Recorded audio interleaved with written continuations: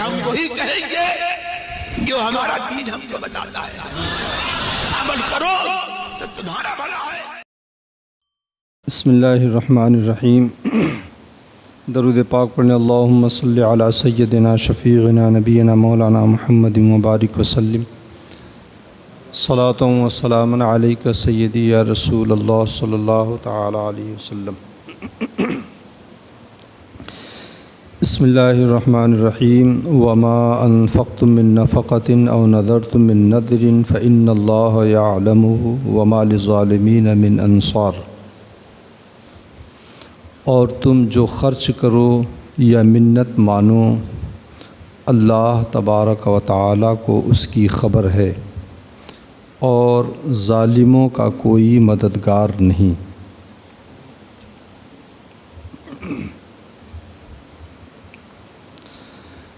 آدمی خرچ کرتا ہے تو ہر شخص کے اندر نفسانیت ہوتی ہے، تو وہ خرچ کر کے دنیا کو دکھانا چاہتا ہے۔ اب اس کے پیچھے اس کا ریزن اور وجہ کچھ بھی ہو، لیکن اللہ کے رسول صلی اللہ علیہ وسلم نے ارشاد فرمایا ہے کہ صدقہ وہ رب کی بارگاہ میں مقبول ہے جو صرف اللہ کی رضا کے لیے ہو۔ اس سے پہلے والی آیت میں بھی بتا دیا گیا تھا۔ اور اگر آدمی چھپا کر کے صدقہ کرتا ہے تو ایک اضافی فضیلت اسے یہ ملتی ہے کہ اللہ کے رسول صلی اللہ علیہ وسلم نے فرمایا ہے کہ وہ قیامت کے دن، جس دن کوئی سایہ نہیں ہوگا، اللہ تبارک و تعالیٰ کے عرش کے سائے تلے ہوگا۔ جیسا کہ حدیث پاک میں اللہ کے رسول نے فرمایا 7 لوگ قیامت کے دن اللہ کے عرش کے سائے میں ہوں گے۔ اس میں سے ایک وہ کہ رجل تصدق بصدقۃ فاخفاها حتى لا تعلم شماله ما تنفق يمينه، کہ ایک ایسا شخص جس نے صدقہ کیا تو داہنے کو دیا تو بائیں کو خبر نہیں ہوئی کہ کیا دیا، کتنا دیا، کس کو دیا۔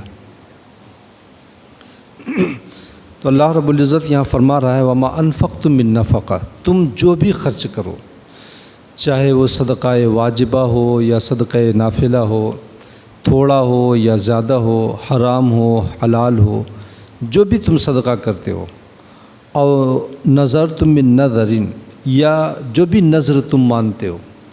آدمی نذر مان لیتا ہے تو جذبات میں تو بڑی بڑی نظریں مان لیتا ہے، ایسی نظر مان لیتا ہے جس کو وہ پوری نہیں کر پاتا ہے۔ گھر میں کوئی پریشان ہے، کوئی بہت عزیز ہے اور اس کی طبیعت حد سے زیادہ ناساز ہے، اب اس نے جو ہے مان لیا کہ میرا بیٹا اگر صحیح ہو جائے گا تو میں 1 رات میں قرآن پاک ختم کروں گا، تو مان تو لیا، لیکن اگر صحت یاب ہو گیا تو وہ 1 رات میں قرآن پاک ختم کر نہیں پاتا ہے۔ اور دنیا کو دکھانے کے لیے یا شرمندگی سے بچنے کے لیے وہ کہتا ہے کہ ہاں نظر میں نے پوری کر لیا، تو دنیا والوں کے سامنے تو جواب دہ ہونا نہیں ہے، جواب دہ تو اللہ رب العزت کے سامنے ہونا ہے۔ تو اللہ رب العزت فرماتا ہے وَأَوْ نَذَرْتُم مِّن نَذْرٍ، یا جو بھی تم نظر مانو، وہ تھوڑی ہو، زیادہ ہو، یا مشکل ہو، آسان ہو، وہ فَإِنَّ اللَّهَ يَعْلَمُ، اللہ رب العزت سب جانتا ہے۔ اس لیے اگر صدقہ کرو تو کم یا زیادہ یا جیسا بھی صدقہ کرو، واجبہ ہو کہ نافلہ ہو، تو صرف اللہ کی رضا کے لیے کرو، دنیا کو دکھانے کے لیے نہ ہو۔ اور نذرتم من نذر، یا نذر مانو تو اس نذر کو پوری کرو۔ یہ نذر کی جو ہے ماننے کی یا منت جسے کہا جاتا ہے، اس کے کچھ مسائل بیان کر دیا جائے یہاں پہ۔ عموماً لوگوں کے لیے سب سے آسان نذر یہ رہتی ہے کہ اگر میرا یہ کام ہو جائے گا تو خواجہ صاحب کے یہاں چادر چڑھا دوں گا، مخدوم صاحب کے یہاں چادر چڑھا دوں گا۔ تو یہ جو ہے وہ نذر، اس کو سمجھتے ہیں کہ یہ نذر شرعی ہے۔ جو نذر شرعی یا منت شرعی ہے، جس کا پورا کرنا واجب ہے، اس کے لیے کچھ شرطیں ہوتی ہیں۔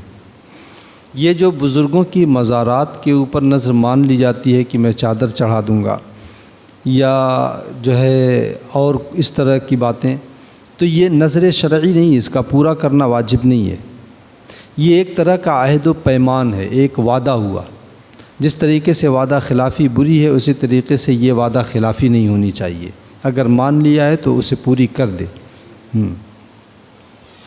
اس کی شرطیں 5 شرطیں ہیں۔ پہلی شرط تو یہ ہے نظر کی یا منت کی، جس کا پورا کرنا واجب ہوتا ہے۔ نظر ایسی چیز کی مانے جو شرعاً عبادت کی قبیل سے ہو اور واجب ہو، جیسے روزہ ہے، نفلی نمازیں ہیں، یا نفلی روزہ ہے، یا اللہ کی راہ میں قربانی ہے۔ یہ وہ چیزیں ہیں جو اگر اس کی نظر مانی تو ایسی صورت میں جو ہے یہ پہلی شرط۔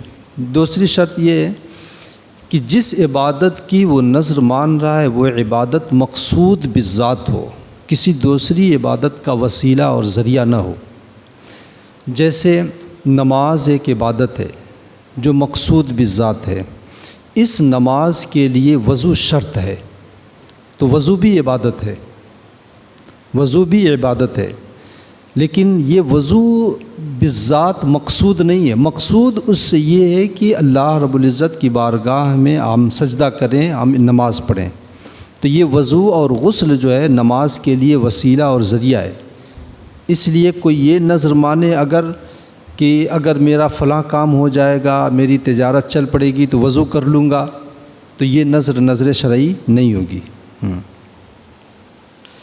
تیسری شرط یہ ہے کہ وہ عبادت ایسی نہ ہو جس کو شریعت نے اس کے اوپر پہلے سے واجب کر رکھا ہے، جیسے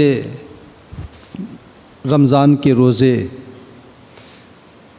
اور اسی طریقے سے عید قربہ میں قربانی جو واجب ہے، یعنی جو اگر وہ اس کے اوپر واجب ہے۔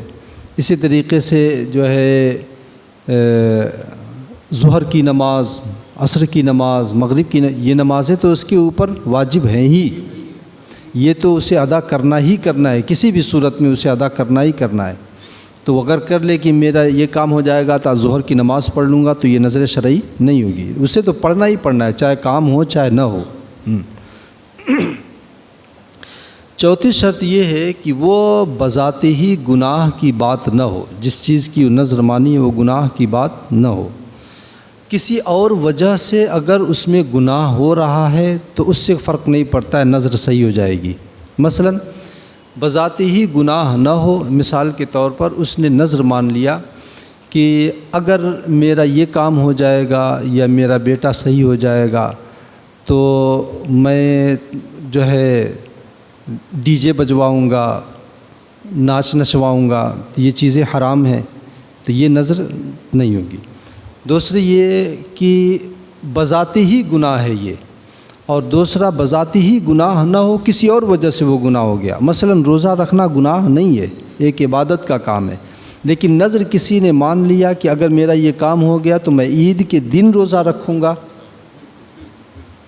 تو وہ روزہ رکھنا گناہ نہیں ہے، لیکن عید کے دن کی وجہ سے جو ہے وہ گناہ ہو گیا ہے، تو اس کی منت صحیح ہو جائے گی۔ اگر ایسی منت مانی تو منت صحیح ہو جائے گی، لیکن روزہ عید کے دن نہیں رکھنا ہے، کسی اور دن اسے رکھنا ہے۔ اور پانچویں شرط یہ ہے نظر صحیح ہونے کے لیے کہ کسی محال چیز کی نظر نہ مانے، کہ پہاڑ سے کود جاؤں گا، ندی میں ڈوب جاؤں گا، یا پھر یہ کہ میں اس اینٹ کو سونا بنا دوں گا، تو محال چیز کی وہ نظر نہ مانے۔ یہ 5 شرطیں اگر پائی جائیں گی تو اسے نظر شرعی کہا جاتا ہے یا منت شرعی کہا جاتا ہے، اس کا پورا کرنا واجب ہوتا ہے۔ اس کے علاوہ ہم جو نظریں مانتے ہیں چادر چڑھا لینے کی یا پھر کسی اور چیز کی، تو وہ نظر شرعی نہیں ہے۔ پھر جو منت آدمی مانتا ہے تو اس میں 2 صورتیں ہوتی ہیں۔ ایک صورت تو یہ ہے کہ اپنی منت کو کسی کام کے اوپر موقوف کرتا ہے، جیسے کہتا ہے کہ میرا بیٹا صحیح ہو جائے گا تب میں روزہ رکھوں گا۔ جیسے کسی نے کہا کہ اگر میرا بیٹا تندرست ہو گیا، بیمار ہے کہ میرا بیٹا تندرست ہو گیا تو میں 2 روزے رکھوں گا، تو یہ اس نے موقوف کیا بیٹے کے صحیح ہونے پر. اور دوسری یہ کہ کسی چیز پر موقوف نہ کرے، صرف اتنا کہہ دے کہ میرے اوپر اللہ کے لیے 2 روزے کی نذر ہے، یہ بھی نذر ہو جائے گی. اب جو موقوف ہے، کسی چیز پر موقوف کر دیا، اس میں ایک صورت ایسی ہے کہ اس میں جو نذر مانی ہے وہی اس کو کرنا ہے، اور دوسری صورت ایسی ہے کہ اسے اختیار ہے، چاہے وہ نذر جو مانا ہے وہ کام کرے، چاہے کفارہ دے دے. جیسے اس نے ایسی چیز کی نذر مانی جس کی وہ خواہش رکھتا ہے. مثلا اگر مجھے ایک بیٹا ہو گیا تو میں اللہ کی راہ میں 1 بکرے کی قربانی کروں گا، یا ایک بیٹا ہو گیا تو میں 1 مہینے کا نفلی روزہ رکھوں گا، یا 100 رکعت میں نمازیں پڑھوں گا. تو اگر بیٹا ہو جائے گا تو اس سے یہ عبادت کرنی ہی کرنی ہے. ایسا نہیں ہو سکتا ہے کہ وہ روزہ کے بدلے میں اس کا فدیہ دے دے یا کفارہ دے دے، ایسا نہیں ہو سکتا. اسے وہ عبادت کرنی ہی کرنی ہے. اس لیے جو ہے نذر ماننے میں آدمی جو ہے ذرا محتاط رہے، جذبات میں آ کر کے ایسی نذر نہ مان لے. جیسے ایک شخص تھا، اس نے آیا میرے پاس، کہا میں نے نذر مانی تھی، میری اماں کی طبیعت خراب تھی، میں نے نذر مانی تھی کہ اگر ان کی طبیعت سے ہو جائے گی تو 1 رات میں 1000 رکعت نماز پڑھوں گا. تو وہ 20 25 50 رکعت پڑھتے پڑھتے تو شیطان اسے بھگا دے گا. تو ایسی نذر نہیں ماننی چاہیے جس نذر کا ماننا جو ہے پورا کرنا ہی دشوار ہو جائے. آدمی اپنی طاقت کے اعتبار سے نذر مانے. تو اگر ایسی چیز کے اوپر موقوف کیا جو چیز اس کی خواہش ہے، تمنا اور آرزو ہے، دل کی خواہش ہے، اور وہ خواہش اس کی پوری ہو گئی، تو ایسی صورت میں وہ نذر پوری کرنی ہی کرنی ہے. اور اگر اس نے ایسی چیز کے اوپر موقوف کیا جو اس کی خواہش نہیں ہے بلکہ وہ چاہتا ہے کہ یہ کام نہ ہو، مثلا کہ اگر میں تمہارے گھر پہ آؤں تو میں 3 دن روزہ رکھوں گا، تو مطلب اس کے کہنے کا یہ ہے کہ میں آنا نہیں چاہتا ہوں تمہارے گھر پہ. اس کے آنے کا یہی تو کہنا ہے. عموماً عام طور پہ لوگ اس انداز میں کہتے ہیں تیرے گھر پہ آؤں تو میرا پاؤں ٹوٹ جائے، تو پھلاں ہو جائے، ڈھکاں ہو جائے. تو ویسے اگر کوئی کہہ دے کہ میں اگر تمہارے گھر پہ آؤں تو میں 3 دن کا روزہ رکھوں، تو یہ ایسی چیز کے اوپر موقوف کیا ہے جو اس کی خواہش نہیں ہے بلکہ خواہش اس کے خلاف ہے، وہ یہ نہیں چاہتا ہے اس کے گھر پہ جانا. تو اگر وہ کسی وجہ سے چلا گیا، بھول سے یا کسی بھی طریقے سے چلا گیا، تو ایسی صورت میں اب اسے اختیار ہے، چاہے تو جو نذر اس نے مانی ہے یعنی 3 روزے کی وہ روزہ رکھے، یا پھر جو ہے وہ کفارہ دے، اس کے بدلے میں کفارہ دے دے. نذر کا یا منت کا جو کفارہ ہوتا ہے وہ وہی ہے جو قسم کا کفارہ ہے. یعنی فکفارۃ اطعام 10 مساکین ما تطعمون من اوسط ما تطعمون او کسوتہم او تحریر رقبہ. غلام آزاد کرے، غلام ملتے نہیں ہیں، 10 مسکینوں کو کھانا کھلائے، یا پھر یہ کہ 10 مسکینوں کو کپڑا دے، جوڑا دے. یہ جو ہے اس کا کفارہ ہے. تو یہاں پر اللہ رب العزت نے فرمایا جو بھی تم نذر مانو رب کائنات اسے جانتا ہے، اس لیے اسے پوری کرو. وَمَا لِلظَّالِمِينَ مِنْ انصار. اللہ تبارک اور قیامت کے دن ظالموں کے لیے کوئی بھی مددگار نہیں ہوگا. ظالم سے مراد یہاں پہ کافر ہے، کیونکہ قیامت میں کافر اور مشرک ہی ہیں جن کا کوئی مددگار نہیں ہوگا، ورنہ اہل ایمان کے مددگار ہیں. اللہ رب العزت نے فرمایا انما ولیکم اللہ ورسولہ، کہ تمہارے مددگار اللہ اور اس کے رسول ہیں. اور بہت سی احادیث طیبہ سے، قرآن کی آیات سے بھی یہ بات ثابت ہے کہ محشر میں مسلمانوں کی مدد اللہ تبارک و تعالی بھی فرمائے گا، انبیاء کرام صالحین امت بھی فرمائیں گے. یہاں تک یہ ہے کہ اگر کسی گھر میں کوئی حافظ قرآن ہے تو وہ اپنے گھر کے اور اپنے خاندان کے 10 ایسے لوگوں کی شفاعت کرے گا جن کے اوپر جہنم واجب ہو چکا ہوگا. تو جو ہے مراد اس سے کافر ہیں.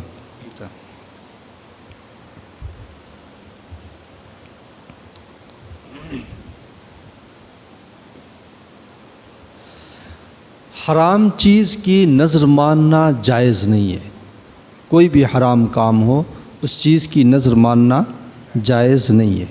اور عام طور پر جو نظریں مان لی جاتی ہیں جو عبادت کی قبیل سے ہوتی ہیں نہیں ہوتی ہیں، جیسے چادر چڑھانے والی جو میں نے مثال دی ہے، تو وہ صرف ایک طرح کا وعدہ ہے اور وعدہ کو پورا کر دینا چاہیے، لیکن اگر وہ پورا نہیں کرے گا تو اس کے اوپر کفارہ نہیں ہے۔